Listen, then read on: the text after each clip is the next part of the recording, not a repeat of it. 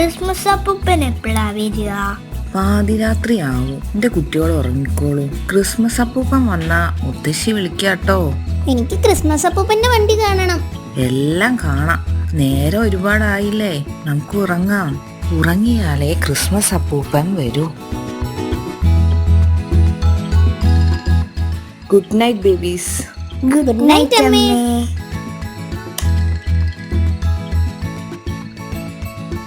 എന്നാലും എപ്പായിരിക്കും ക്രിസ്മസ് അപ്പൂപ്പൻ വരിക?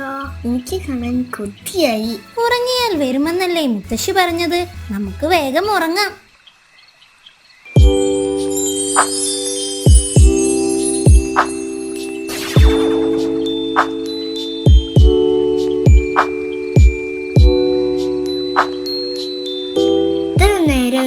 ക്രിസ്മസ് അപ്പനെ കാണാൻ കാത്തിരിക്കുന്നു എന്നറിയോ?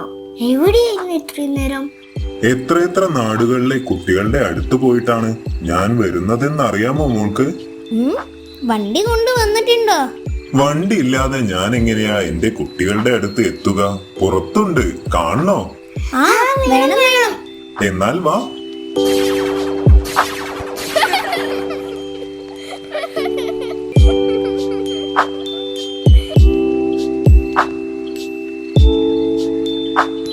ക്രിസ്മസ് അപ്പൂപ്പ, വണ്ടി ഇത്ര ദൂരം സഞ്ചരിച്ചിട്ടും നല്ല ക്ലീൻ ആയിരിക്കുന്നല്ലോ. എന്താ അതിന്റെ കുട്ടൻസ്? നിങ്ങളുടെയൊക്കെ സ്നേഹം. അപ്പൂപ്പ, ഈ റെയിൻഡിയർ വലിക്കുന്ന വണ്ടിയൊക്കെ മാറ്റാനായിട്ടോ. നല്ല അടിപൊളി ഇലക്ട്രിക് വണ്ടി എടുക്കണം. സാധനങ്ങളൊക്കെ നല്ല വിശാലമായി വെക്കാൻ പറ്റുന്ന വലിയ വണ്ടി വാങ്ങണം. ഒരു രാത്രി കൊണ്ട് എവിടെയൊക്കെയോ ഉള്ള എത്ര കുട്ടികളെ കാണാനുള്ളതാ.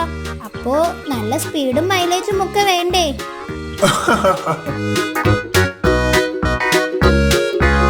അങ്ങനെയാണെങ്കിൽ അപ്പൂപ്പന് ഇത്രയും ദൂരെ വന്ന് കഷ്ടപ്പെടേണ്ടതില്ലല്ലോ. ഇപ്പൊ ഏത് നാട്ടിൽ നിന്നും ഏത് കുട്ടിക്കും സമ്മാനങ്ങൾ കൊറിയർ ചെയ്താ പോരെ. പക്ഷേ അപ്പൂപ്പന് കുട്ടികളായ നിങ്ങളെ നേരിട്ട് കാണാൻ പറ്റുമോ? ഇങ്ങനെ നേരിട്ട് വന്ന് കഥകളും തമാശകളും ഒക്കെ പറയാൻ പറ്റുമോ? അതും ശരിയാണ്. റെയിൻഡിയർ വലിക്കുന്ന മണി കിലുങ്ങുന്ന ഈ വണ്ടിയല്ലേ നാടൊട്ടുക്കും ശരിക്കും ക്രിസ്മസിന്റെ വരവറിയിക്കുന്നത്. ഞങ്ങളൊന്ന് വണ്ടി കയറ്റാമോ? അതിനെന്താ, നമുക്കൊന്ന് ചുറ്റിയടിച്ചു വരാം.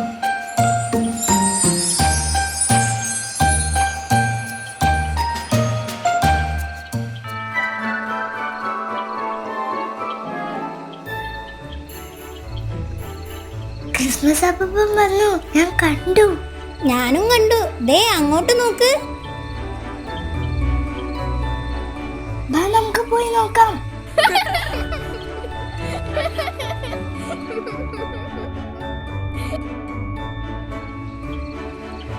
മുത്തശ്ശി, ഞങ്ങള് ക്രിസ്മസ് അപ്പൂപ്പനെ കണ്ടു.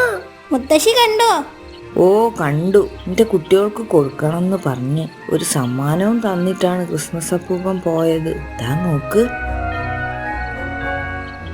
ഹായ്, എന്ത് സമ്മാനം മുത്തശ്ശി? തുറന്നു നോക്ക്.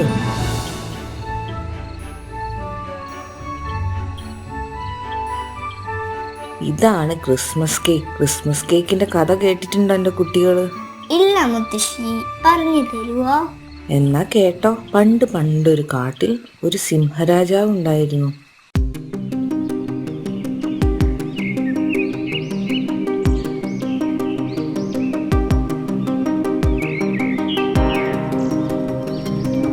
സിംഹരാജാവ് തന്റെ പ്രജകളെ വളരെയധികം സ്നേഹിച്ചിരുന്നു. പക്ഷേ ആ കാട്ടിലെ മറ്റു മൃഗങ്ങൾ തമ്മിൽ എപ്പോഴും അടിപിടിയാണ്. ഇത് പലപ്പോഴായി നമ്മുടെ രാജാവ് നടക്കാൻ ഇറങ്ങുമ്പോൾ കാണാറുണ്ടായിരുന്നു. ഇത് കണ്ട് രാജാവിന് വളരെയധികം സങ്കടമായി. ഇതിനൊരു അവസാനം കാണണമെന്ന് രാജാവ് തീരുമാനിച്ചു. ക്രിസ്മസ് അടുത്തപ്പോൾ രാജാവ് പ്രഖ്യാപിച്ചു, ഞാൻ പലപ്പോഴായി കാണുന്നു, നമ്മുടെ ഈ രാജ്യത്ത് ആർക്കും തമ്മിൽ ഒരു സ്നേഹവുമില്ല. അതിനാൽ ഈ വർഷം രാജ്യത്ത് ക്രിസ്മസ് ആഘോഷങ്ങൾ ഒന്നും തന്നെ ഉണ്ടായിരിക്കുന്നതല്ല. ഇത് കേട്ട് എല്ലാവരും സങ്കടത്തിലായി. കുട്ടികൾ കരയാൻ തുടങ്ങി. കാരണം ക്രിസ്മസ് ഇല്ലെങ്കിൽ ക്രിസ്മസ് അപ്പൂപ്പൻ വരില്ല, സമ്മാനങ്ങളും കിട്ടില്ല. ഇതെല്ലാം കണ്ട് ഒരു ബുദ്ധിമാനായ മുയൽ അവിടെ നിൽപ്പുണ്ടായിരുന്നു. പെട്ടെന്നാണ് അവനൊരു ഐഡിയ തോന്നിയത്. പറഞ്ഞതിലും കാര്യമുണ്ട്. നമ്മൾ ഇനി മുതൽ സ്നേഹമുള്ളവരായിരിക്കണം. ആരും തമ്മിൽ അടികൂടരുത്. നമ്മൾ ഈ വർഷത്തെ ക്രിസ്മസ് ആഘോഷിച്ചിരിക്കും. പക്ഷെ എങ്ങനെ? രാജാവ് പറഞ്ഞതാ. അതിനൊക്കെ വഴിയുണ്ട്. നിങ്ങൾ എല്ലാവരും ഓരോ കേക്കുകൾ വീതം ഉണ്ടാക്കണം. എന്നിട്ട് ക്രിസ്മസിന്റെ തലേ ദിവസം കേക്കുകളുമായി കൊട്ടാരത്തിലെത്തണം. രാജാവ് നിങ്ങളെ കാണുവാൻ കൊട്ടാരത്തിന് മുന്നിലെത്തുമ്പോൾ നിങ്ങൾ പരസ്പരം കേക്കുകൾ കൈമാറണം. കൂടാതെ തമ്മിൽ കെട്ടിപ്പിടിക്കണം. അങ്ങനെ എല്ലാവരും മുയൽ പറഞ്ഞത് സമ്മതിച്ചു. അങ്ങനെ ക്രിസ്മസിന്റെ തലേ ദിവസം വന്നെത്തി. മുയൽ ആവശ്യപ്പെട്ട പ്രകാരം എല്ലാ പ്രജകളും കേക്കുമായി എത്തി. മുയൽ രാജാവിന്റെ അടുത്തെത്തിയിട്ട് പറഞ്ഞു, അങ്ങയെ കാണുന്നതിന് എല്ലാ പ്രജകളും കൊട്ടാരത്തിന് മുന്നിൽ എത്തിയിരിക്കുന്നു. രാജാവ് ഉടനെ ഉമ്മറത്തെത്തി. രാജാവിനെ കണ്ട ഉടനെ മുയൽ നൽകിയിരുന്ന നിർദ്ദേശപ്രകാരം എല്ലാരും കേക്കുകൾ കൈമാറി. അടുത്തു കണ്ട ആൾക്ക് ആലിംഗനവും നൽകി. ഇത് കണ്ട് രാജാവിന് വളരെ സന്തോഷമായി. അങ്ങനെ രാജാവ് വീണ്ടും ക്രിസ്മസ് ആഘോഷം നടപ്പിലാക്കി. അങ്ങനെ അവർ സന്തോഷത്തോടെ ക്രിസ്മസ് ആഘോഷിച്ചു. അന്നു മുതൽ കേക്ക് ക്രിസ്മസ് ആഘോഷത്തിൽ ഒഴിച്ചുകൂടാനാവാത്ത ഒരു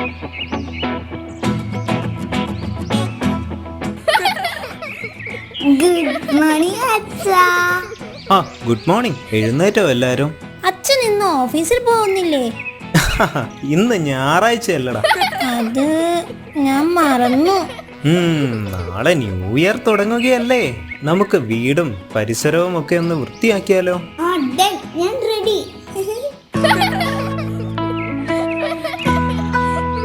ബേബിക്ക് അത് പിടിക്കാൻ പറ്റില്ലടാ. നല്ല കനമുണ്ട് അതിന്. അത് അച്ഛനിതാ, അച്ഛൻ നോക്കിക്കോളാം. എന്നിട്ട് ബാക്കിയാവുന്ന ചവറുണ്ടെങ്കിൽ ആ കുഞ്ഞിച്ചോല് കൊണ്ട് അടിച്ചു വാരിക്കോ. എന്താ? ഓക്കേ.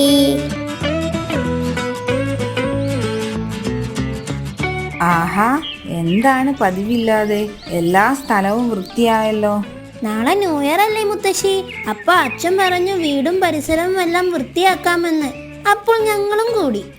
നല്ല കുട്ടികൾ. പക്ഷേ ഇത് ന്യൂ ഇയർ ദിവസത്തിൽ മാത്രം ഒതുങ്ങി പോകരുത്.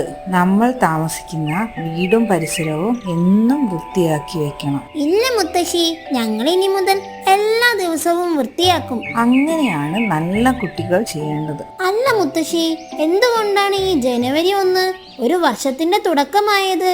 അതൊക്കെ വളരെ പണ്ട്, അതായത് BC 45 മുതലാണ് ജനുവരി 1 വീണ്ടും പുതുവർഷമായി അംഗീകരിച്ചത്. അതിനു മുമ്പ് റോമൻ കലണ്ടർ പ്രകാരം മാർച്ചിലായിരുന്നു പുതുവർഷം. ഭൂമി സൂര്യനെ ചുറ്റാനെടുക്കുന്ന സമയത്തെ അടിസ്ഥാനമാക്കിയാണ് കലണ്ടർ തയ്യാറാക്കിയത്. മുത്തശ്ശി ഒരു മാന്ത്രിക കലണ്ടറിന്റെ കഥ പറഞ്ഞു തരാം. പണ്ടൊരു കാട്ടിൽ ഒരിടത്ത് ഒരു മുയൽ ഒറ്റയ്ക്ക് താമസിച്ചിരുന്നു.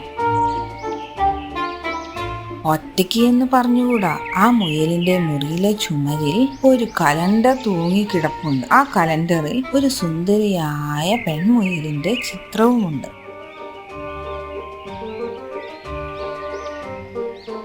എന്ന് നമ്മുടെ മുയൽ ജോലിക്ക് പോകുമ്പോൾ കലണ്ടറിലെ സുന്ദരിയായ പെൺമുയലിന്റെ ചിത്രത്തെ നോക്കി യാത്ര പറയും. ഹായ്, ടാറ്റാ, പോയിട്ട് വരാട്ടോ. അങ്ങനെ പതിവ് പോലെ ഒരു ദിവസം നമ്മുടെ മുയൽ ജോലിക്ക് പോകാൻ വേണ്ടി ഇറങ്ങുമ്പോൾ വെറുതെ ഇങ്ങനെ പറഞ്ഞു, അല്ലയോ കലണ്ടറിലെ സുന്ദരി, ഞാൻ പണി കഴിഞ്ഞു വരുമ്പോൾ എനിക്ക് നല്ല ഭക്ഷണം ഉണ്ടാക്കി വെക്കുമോ? പോയിട്ട് വരാം, ടാറ്റാ.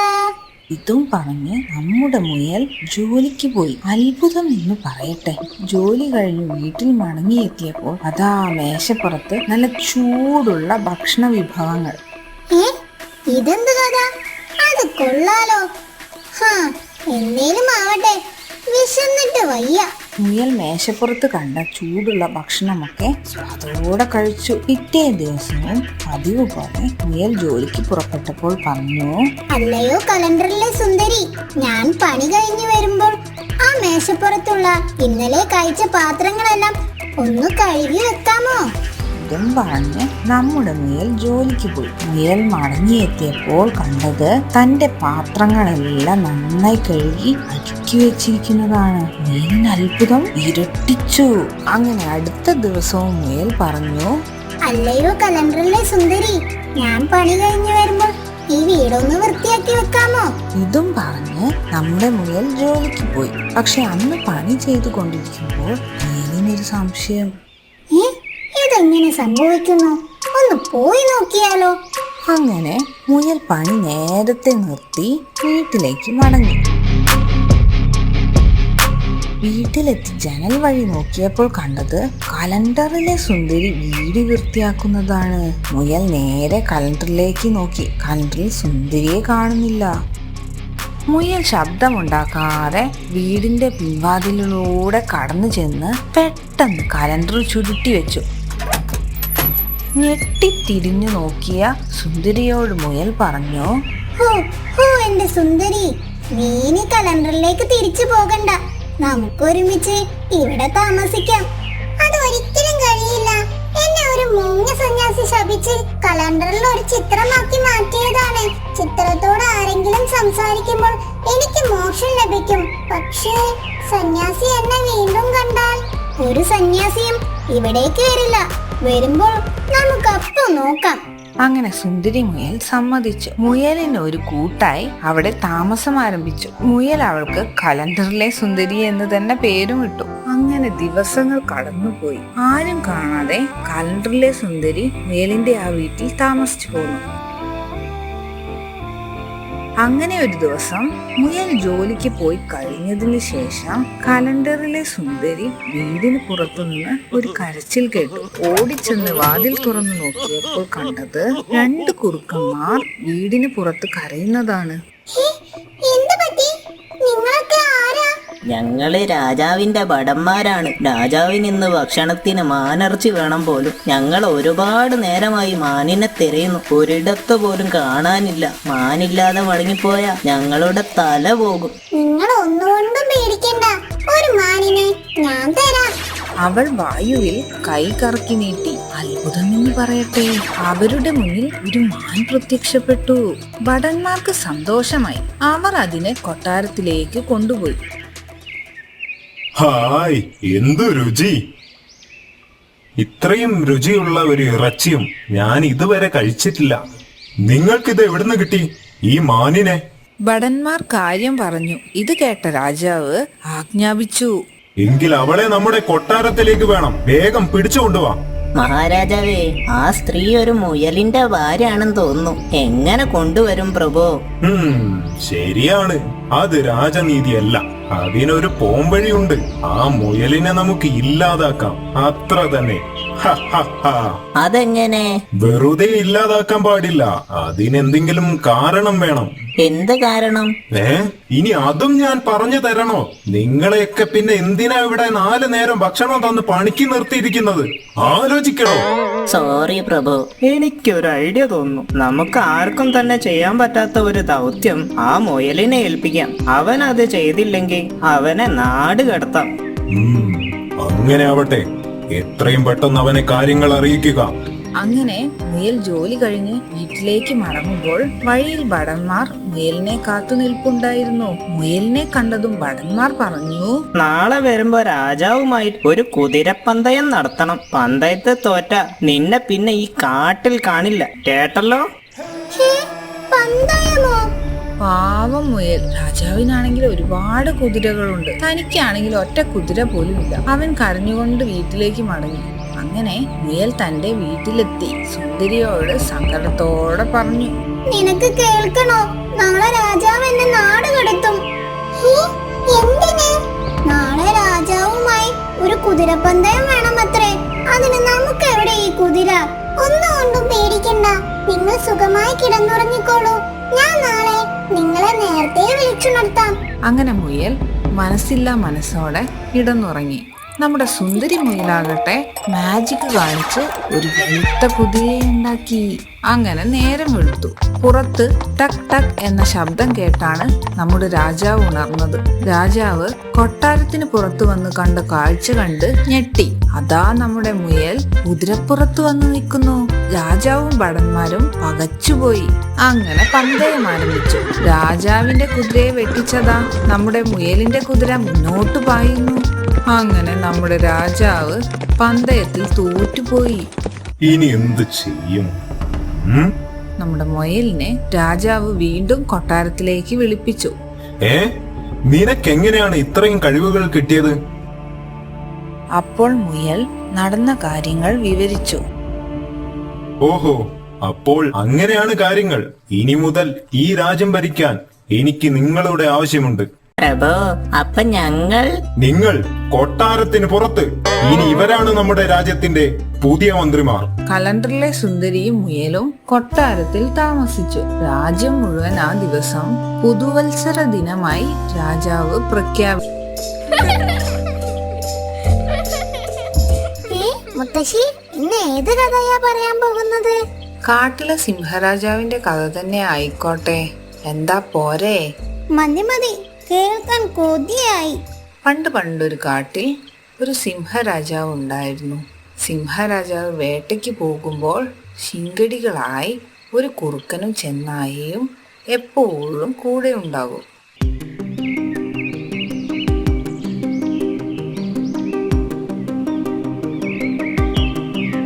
മുത്തശ്ശി, കുറുക്കനും ചെന്നായും എങ്ങനെ രാജാവിന്റെ ശിങ്കിടികളായി? പറഞ്ഞു തരാം. ഈ ചെന്നായയും കുറുക്കനും ഉറ്റ സുഹൃത്തുക്കളാണ്. രണ്ടുപേരും മടിയന്മാരായിരുന്നു. അതുകൊണ്ട് തന്നെ അവർ പട്ടിണിയിലുമായിരുന്നു. ഒരു ദിവസം, ഇങ്ങനെ പോയാൽ നമ്മൾ പട്ടിണി കിടന്ന് മരിക്കും. ഞാൻ അപ്പോഴേ പറഞ്ഞതാ, നാട്ടിലേക്ക് ഇറങ്ങിയ കോഴിയെങ്കിലും കിട്ടുമായിരുന്നു. നിന്റെ ഉണക്ക ബുദ്ധി കാരണം കോഴി പോയിട്ട് ഒരു തൂവല് പോലും കണ്ട കാലം മറന്നു. എല്ലാം ശരിയാവും, ഒച്ച ഉണ്ടാക്കല്ലേ. അതാ രാജാവ് വരുന്നു. നമുക്കൊരു കളി കളിച്ചു നോക്കാം. നീ കൂടെ നിക്കണം. ഗുഡ് മോർണിംഗ് രാജാവേ. Good morning. എന്താ ഇന്ന് രണ്ടുപേരും പണിക്കൊന്നും പോയില്ലേ?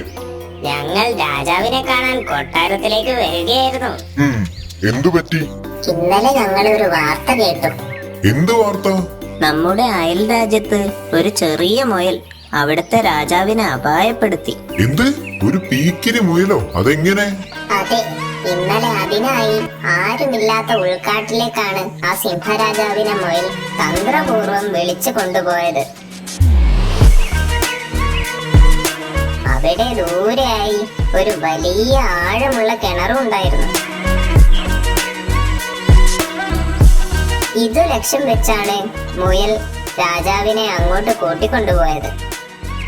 അവിടെ എത്തിയതും അതിനുള്ളിലാണ് മറ്റൊരു സിംഹം താമസിക്കുന്നതെന്നും തനിക്ക് അങ്ങോട്ട് പോകാൻ പേടിയാണെന്നും രാജാവിനെ പറഞ്ഞു വിശ്വസിപ്പിച്ചു. മുയലിന്റെ വാക്ക് വിശ്വസിച്ച ആ പാവം സിംഹരാജാവ് കിണറിന്റെ അടുത്തേക്ക് നടന്നു. എന്നിട്ട് കിണറ്റിലേക്ക് എത്തി നോക്കി.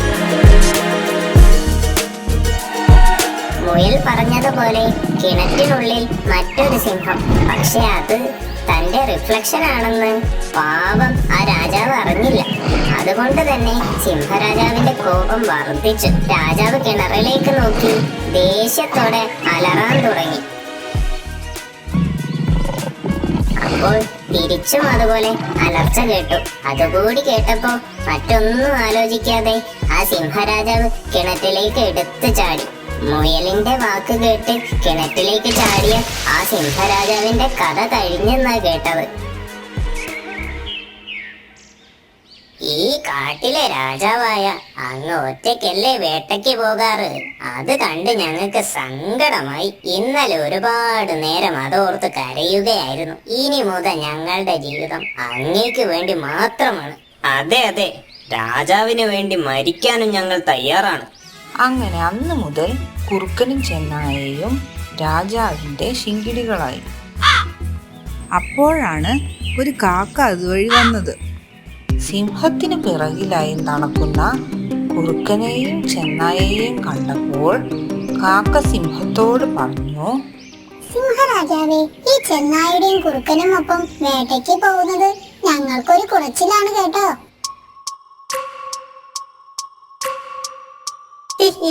ഈ കാക്കച്ചമ്മന്റെ ഒരു തമാശ. പോ അവിടുന്ന്. രാജാവ് നടന്നോട്ടെ, നമുക്ക് വേട്ടയ്ക്ക് പോകാനുള്ളതല്ലേ.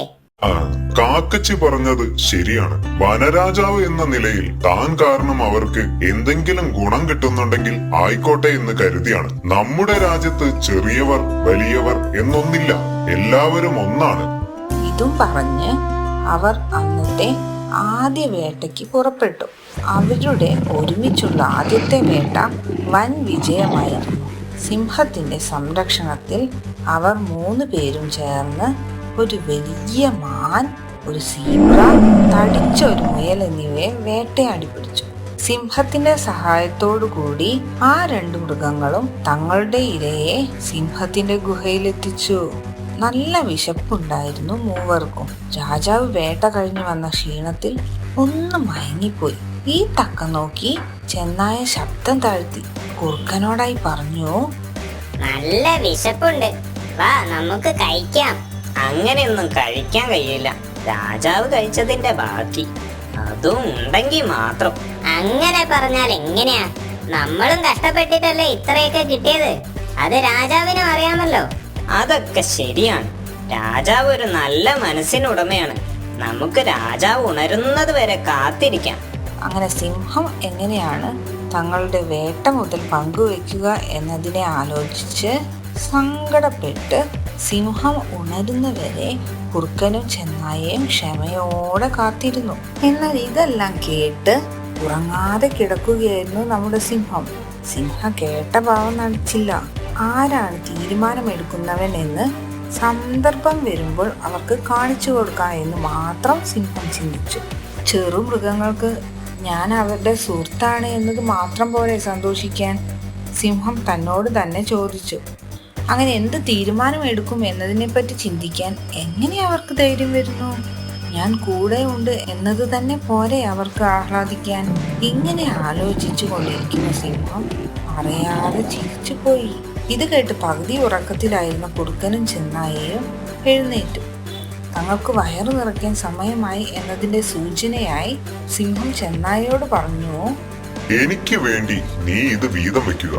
കാണട്ടെ നിനക്ക് എത്രത്തോളം ബുദ്ധി ഉണ്ടെന്ന്. കണ്ടോ, രാജാവിന് നിന്നേക്കാൾ എന്നോടാണ് കൂടുതൽ വിശ്വാസം. ഞാൻ കാണിച്ചു തരാം എങ്ങനെ വീതം വെക്കണമെന്ന്. രാജാവേ, ഈ വലിയ സീബ്ര അങ്ങേക്ക് കൂട്ടത്തിൽ ഏറ്റവും വലുത് അങ്ങാണല്ലോ. ചെന്നായ തന്റെ തീരുമാനം ഉത്തമമാണെന്ന വിശ്വാസത്തിൽ തുടർന്നു. എനിക്ക് മാനിനെ മതി. ചെറിയ ജീവിയായ എനിക്ക് ഇത് മതിയാവും. കുറുക്കനും മുയലും അവനാണല്ലോ ഏറ്റവും ചെറുത്. എന്റെ മുന്നിൽ വെച്ച് നീ നിന്നെ കുറിച്ച് സംസാരിക്കുന്നുവോ?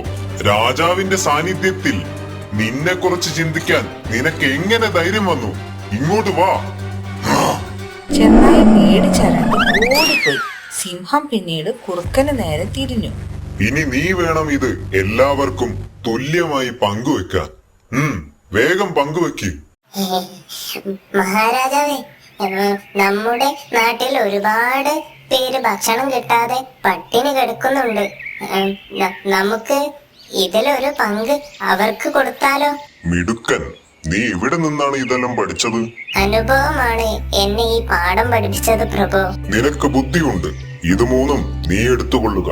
എന്നിട്ട് നമ്മുടെ രാജ്യത്ത് പട്ടിണി കിടക്കുന്നവർക്ക് ഇത് കൊടുത്ത് അവരുടെ വിശപ്പ് മാറ്റുക. അനുഭവത്തിൽ നിന്നും പാഠം പഠിക്കുന്നവനാണ് ബുദ്ധിമാൻ. കുറുക്കന് തനിക്ക് വന്ന ഭാഗ്യം അവിശ്വസനീയമായി തോന്നി. സിംഹം ഓഹരി വെക്കാൻ ആദ്യം ചെന്നായോട് ആവശ്യപ്പെട്ടത് എത്ര നന്നായി. എന്നോടാണ് ആവശ്യപ്പെടുന്നതെങ്കിലും ഞാനാകുമായിരുന്നു നാട് വിടേണ്ടി വരിക. ദൈവത്തിന് നന്ദി. മറ്റുള്ളവരുടെ തെറ്റുകളിൽ നിന്നും അനുഭവങ്ങളിൽ നിന്നും പഠിക്കുന്നവരാണ് ജീവിതത്തിൽ വിജയിക്കുക. മുത്തശ്ശി തിരക്കിലാണോ? എന്തു പറ്റി? ബാക്കി എല്ലാവരും എവിടെ പോയി? നിങ്ങൾ തമ്മിൽ പിണങ്ങിയോ? അവൻ അച്ഛന്റെ കൂടെ പുറത്തു പോയി. ബേബിയോ? അവൻ ഉറങ്ങുകയാ. ആരും ഇല്ലാഞ്ഞിട്ട് എനിക്ക് ബോറടിക്കുന്നു. മുത്തശ്ശി എനിക്കൊരു കഥ പറഞ്ഞു തരുമോ? അതിനെന്താ, മോള് വാ, ഇവിടെ മുത്തശ്ശിയുടെ അടുത്തിരിക്കി. മുത്തശ്ശി 4 സുഹൃത്തുക്കളുടെ കഥ പറഞ്ഞു തരാം. പണ്ടൊരു കാട്ടിൽ പാട്ടിനെ സ്നേഹിച്ച ഒരു കുരങ്ങൻ താമസിച്ചിരുന്നു. കുരങ്ങന് പാടാൻ വളരെ ഇഷ്ടമായിരുന്നു. പക്ഷേ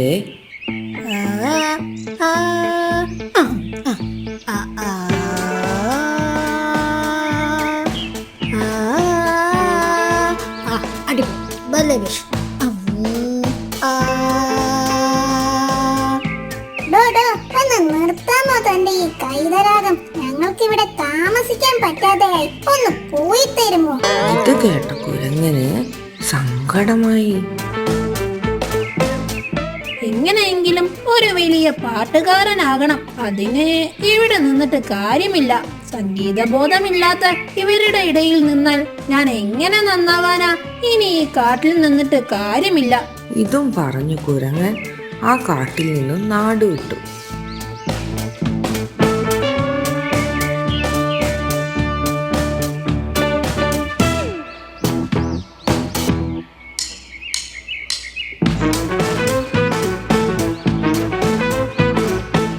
അങ്ങനെ കുരങ്ങൻ കാട്ടിലൂടെ നടക്കുമ്പോൾ ഒരു കരച്ചിൽ കേട്ടു. എന്തു പറ്റി? എന്തിനാണ് കരയുന്നത്? നിങ്ങളെ ഇതിനു മുമ്പ് ഈ കാട്ടിലൊന്നും കണ്ടിട്ടില്ലല്ലോ. ഞാൻ കുറച്ച് ദൂരെ നിന്നാ എന്നെ എന്റെ യജമാനൻ വീട്ടിൽ നിന്നും പുറത്താക്കി. എന്തിന്?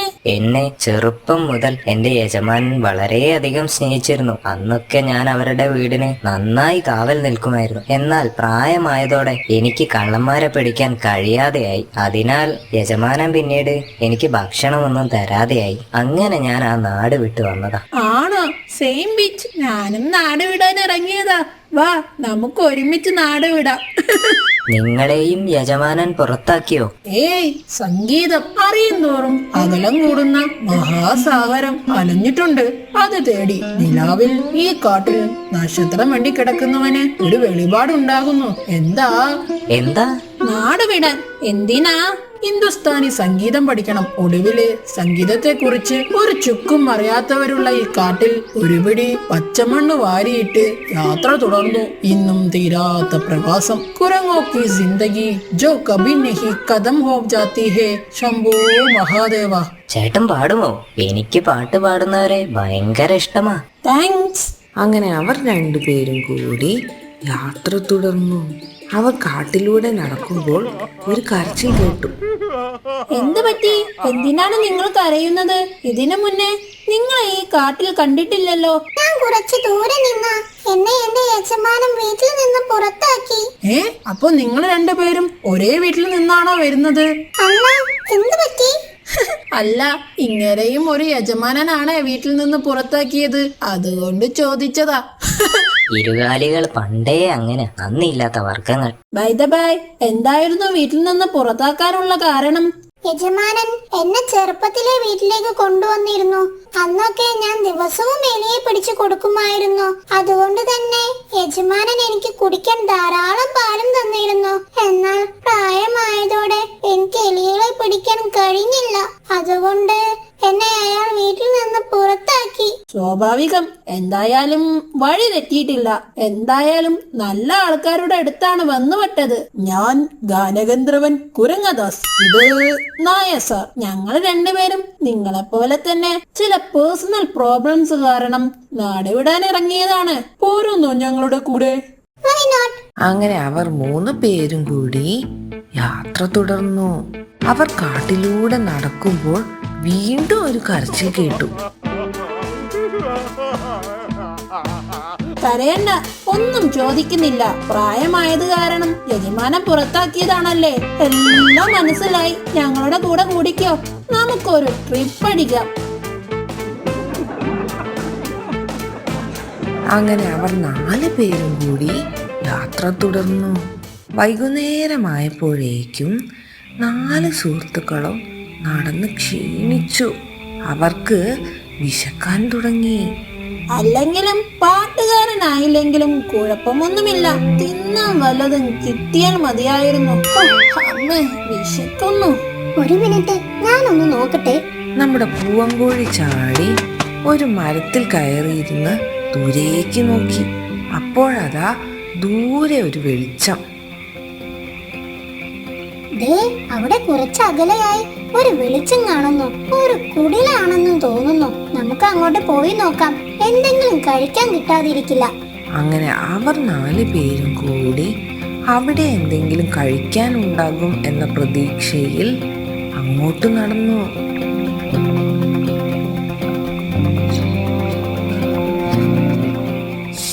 ശബ്ദമുണ്ടാക്കല്ലേ, ഉള്ളിൽ ആരും ഉണ്ടെന്ന് തോന്നുന്നു.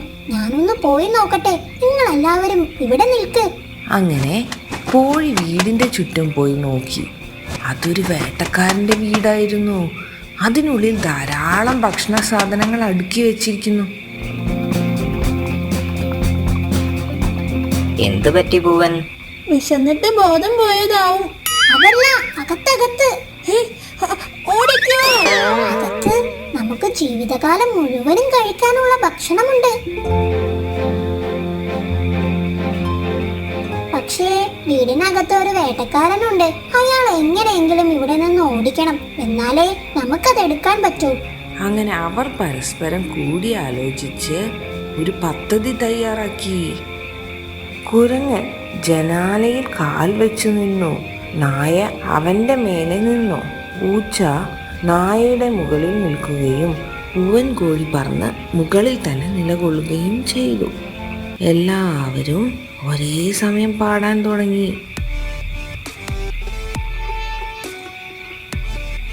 അകത്തുണ്ടായിരുന്ന വേട്ടക്കാരൻ 4 മൃഗങ്ങളുടെയും നിഴൽ കണ്ട് വിചിത്രമായ പ്രേതമാണെന്ന് തെറ്റിദ്ധരിച്ച് ഓടി രക്ഷപ്പെട്ടു. അങ്ങനെ ആ കൂട്ടുകാർ വേട്ടക്കാരന്റെ കയ്യിൽ നിന്നും ബുദ്ധിപൂർവം രക്ഷപ്പെട്ടു. അന്ന് മുതൽ ആ 4 കൂട്ടുകാരും കുരങ്ങന്റെ പാട്ടും കേട്ട് സന്തോഷത്തോടെ ജീവിച്ചു. ഒരുമിച്ച് നിന്നാൽ അസാധ്യമാണ്.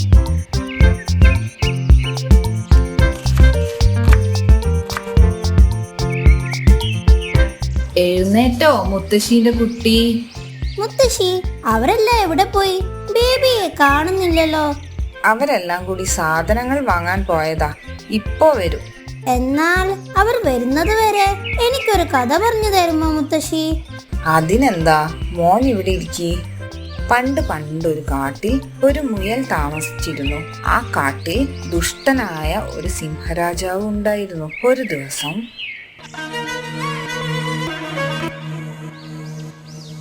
മുയൽ കാട്ടിലൂടെ നടക്കുമ്പോൾ അറിയാതെ ദുഷ്ടനായ ആ സിംഹരാജാവിന്റെ മുന്നിൽ വന്നു പെട്ടു. രാജാവിന് വയസ്സായെങ്കിലും ആരോഗ്യത്തിന് കുറവൊന്നുമില്ല. മുയലിനാണെങ്കിൽ തിരിഞ്ഞോടാനും വയ്യ. ഓടിയാലും രക്ഷയില്ല. അമ്മോ, പെട്ടല്ലോ. ഓടിയാലോ? വേണ്ട, എന്തിനാ വെറുതെ എനർജി വേസ്റ്റ് ആക്കുന്നത്? ഗുഡ് മോർണിംഗ് രാജാവേ. രാജാവിന് സുഖമാണല്ലോ അല്ലേ? എന്നാ പിന്നെ ഞാനങ്ങോട്ട്. ആ നിൽക്ക്, അങ്ങനെ അങ്ങ് പോയാലോ? നിന്നെ ഇപ്പൊ ഇങ്ങോട്ടൊന്നും കാണാറേ ഇല്ലല്ലോ. നീ മാത്രമല്ല, പലരും ഇപ്പോൾ ഇതുവഴി വരാറില്ല. അത് പിന്നെ പ്രഭു, എല്ലാവരും ഇപ്പോൾ ഫേസ്ബുക്കിലും ഇൻസ്റ്റാഗ്രാമിലും യൂട്യൂബിലും ഒക്കെ അല്ലേ. അതിൽ നിന്ന് ഇറങ്ങിയിട്ട് വേണ്ടേ ഇങ്ങോട്ടൊക്കെ വരാൻ? നീ എന്തായാലും കാട് ചുറ്റാൻ ഇറങ്ങിയതല്ലേ. അപ്പോൾ കാണുന്ന എല്ലാവരോടും നാളെ വന്ന് എന്നെ കാണാൻ പറ. ഇത് എന്റെ ആജ്ഞയാണ്. മുയലിന് ചെറിയ പേടി തോന്നിയെങ്കിലും അവൻ അത് പുറത്തു കാട്ടിയില്ല. 2 കൈയും ഉയർത്തി തൊഴുത് അവിടെ നിന്ന് ഓടി രക്ഷപ്പെട്ടു. മുയൽ കാട് മുഴുവനും വാർത്ത എത്തിച്ചു. വാർത്ത കേട്ട അണ്ണാരക്കണ്ണൻ പറഞ്ഞു, ഞാൻ വരില്ല. അവനോട് വേണേ എന്നെ ഒന്ന് കാണാൻ പറ. ഇതും പറഞ്ഞ് അണ്ണാരക്കണ്ണൻ തന്റെ വീട്ടിൽ കയറി ഉറക്കെ വാതിലടച്ചു. ഭാഗ്യം, ആരും കേട്ടില്ല. സിംഹരാജാവ് ഇതറിയണ്ട. അറിഞ്ഞാ ചിലപ്പോ എന്നെ നിലത്തടിച്ച് പൊട്ടിച്ച് തിന്നുകളയും. ഓ, ആലോചിക്കുമ്പോൾ തന്നെ കുളിര് കോരുന്നു. അതും പറഞ്ഞ് മുയൽ നടന്നു നീങ്ങി. വഴിയിൽ വെച്ച് മുയൽ അടുത്ത സുഹൃത്തായ ആനയെ കണ്ടു. ആരിത്? നീയതാകെ അങ്ങ് വല്ലാണ്ട് മെലിഞ്ഞു പോയല്ലോ. ഭക്ഷണമൊന്നും കഴിക്കാറില്ലേ? ആനയ്ക്ക് മുയലിന്റെ മനസ്സിലിരിപ്പ് പിടികിട്ടി. ആന പറഞ്ഞു, തടി കൂടിയതിനാൽ മെലിയാനുള്ള മരുന്ന് കഴിച്ചുകൊണ്ടിരിക്കുകയാണ്. എന്താ? ആന തന്നെ കളിയാക്കിയതാണെന്ന് മനസ്സിലായി. അവർ 2 പേരും ഉച്ചത്തിൽ ചിരിച്ചു. അതൊക്കെ പോട്ടെ, ഞാൻ സീരിയസ് ആയി ഒരു കാര്യം പറയാൻ വന്നതാ. നാളെ നമ്മുടെ രാജാവ് ഒരു യോഗം വിളിച്ചിട്ടുണ്ട്. എല്ലാവരും അവിടെ കാണണം എന്നാണ് പറഞ്ഞത്. വരണം. ഇയാളെ കൊണ്ട് തോറ്റല്ലോ. കഴിഞ്ഞ ആഴ്ചയല്ലേ യോഗം വിളിച്ചത്. അന്ന് യോഗത്തിന് ഞങ്ങളുടെ കൂട്ടത്തിൽ നിന്ന് വന്ന 4 പേരെയാണ് കാണാതായത്. ഒരാഴ്ചയായില്ലേ. വിശക്കുന്നുണ്ടാവും, പാവം. ഇതിങ്ങനെ വിട്ടാ പറ്റില്ല. നമുക്ക് നാളെ തന്നെ എല്ലാവരുമായി കൂടി ആലോചിച്ച് ഒരു തീരുമാനമെടുക്കണം. ഇതും പറഞ്ഞ് അവർ പിരിഞ്ഞു. അങ്ങനെ പിറ്റേ ദിവസം മൃഗങ്ങളും പക്ഷികളും കൃത്യസമയത്ത് തന്നെ ഗുഹയ്ക്ക് മുന്നിലെത്തി. മുയൽ ഗുഹയ്ക്കകത്ത് കയറി സിംഹരാജാവിനെ ക്ഷണിച്ചു. ഗുഹയ്ക്കകത്ത് കയറിയ മുയലിന്റെ ധൈര്യമോർത്ത് മറ്റു മൃഗങ്ങൾക്ക് അസൂയ തോന്നി. മരക്കൊമ്പിലിരുന്ന കാക്ക തന്റെ കൂട്ടുകാരനോട് അത് പറയുകയും ചെയ്തു.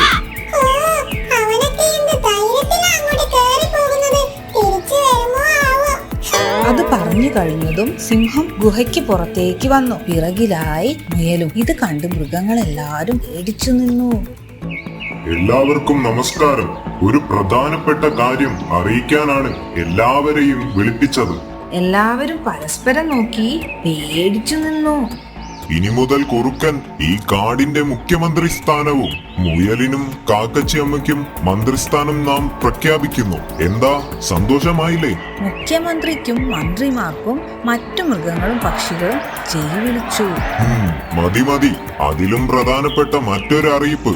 അവശ നിലയിലായ മാനുകളെ ഒന്നിടവിട്ട ദിവസങ്ങളിൽ ഇവിടെ എത്തിക്കണം. മാനിനെ കൊണ്ടുവരേണ്ട ചുമതല ആനയ്ക്കാണ്. ഇത് കേട്ട് ആനയുടെ ബോധം പോയി നിലത്ത് വീണു.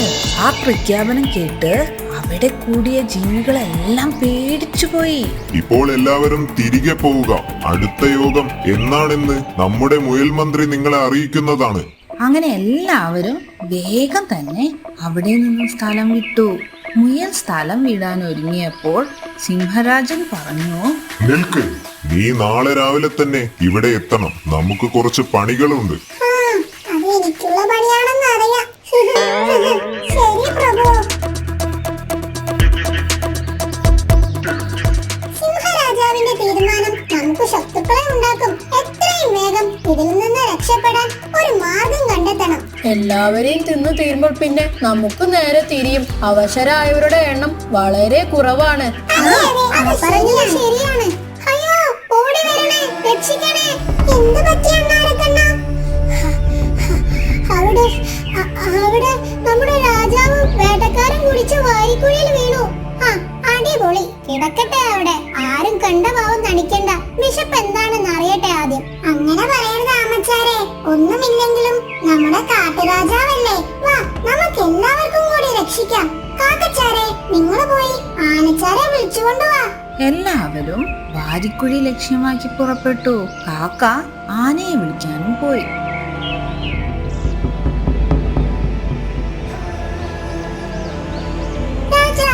ഇനിയിപ്പോ എങ്ങനെയാ വേട്ടയ്ക്ക് പോവുക? ഒരു വീൽ ചെയർ ഓർഡർ ചെയ്താട്ടെ. അപ്പോഴാണ് കാക്ക ആനയെയും കൂട്ടി വന്നത്.